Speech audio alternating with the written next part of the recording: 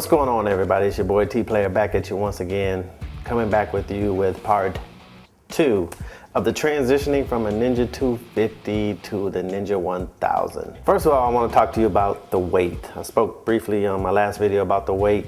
The Ninja 250 is around 370 pounds, Ninja 1000, 503 pounds. So I had to get used to the weight. That wasn't too hard to do once I got to ride it.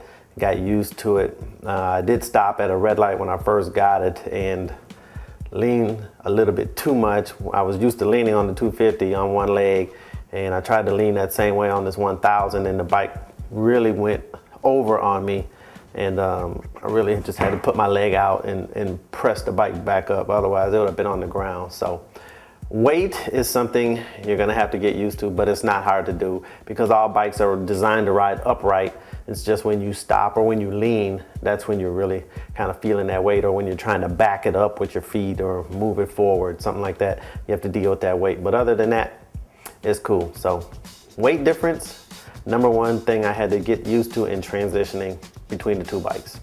The seats on the two bikes are dramatically different. 250, more of a sport riding. The 1000, sport touring. So it's cushy, it's comfortable. You can ride all day and your butt won't get sore. And went up to the mountains just last weekend, had a great time on it. I wasn't fatigued or anything. So the two seats, another transitioning point. I like it. I like the cushiness. Is that a word, cushiness? I like the comfortableness. That ain't a word either. Comfort. I like the comfort on the 1000. Something else I had to get used to with the 1000 was the additional weight and loading it onto my Kindle trailer. With my 250, I can roll it right up the ramp onto the trailer into the chock, no problem.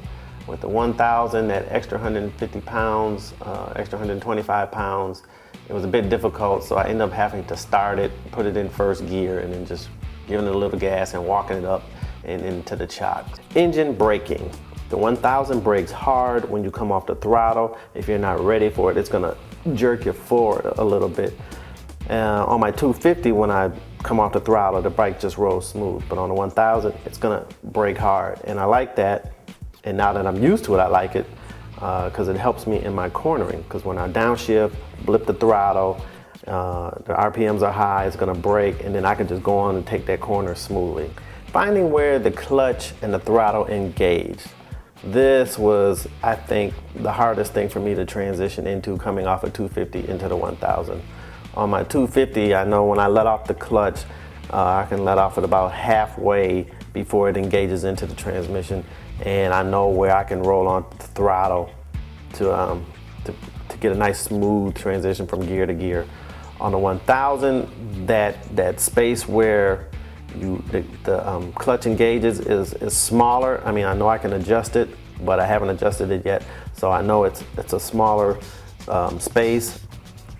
So I'm getting used to that smaller space coming off the clutch, rolling onto the throttle, and that's pretty much been the hardest thing. I've come to find out that I've got that, all bikes have that little bit of play in the throttle, and when you get to the bottom of that play, that next turn is gonna get you going. So I know where that is now, and I rode in the mountains this weekend. I did pretty good. I didn't crash, and I really did good, and I was happy with the way I rode. So yeah, getting used to the clutch and the throttle engagement is something else you're gonna have to get used to.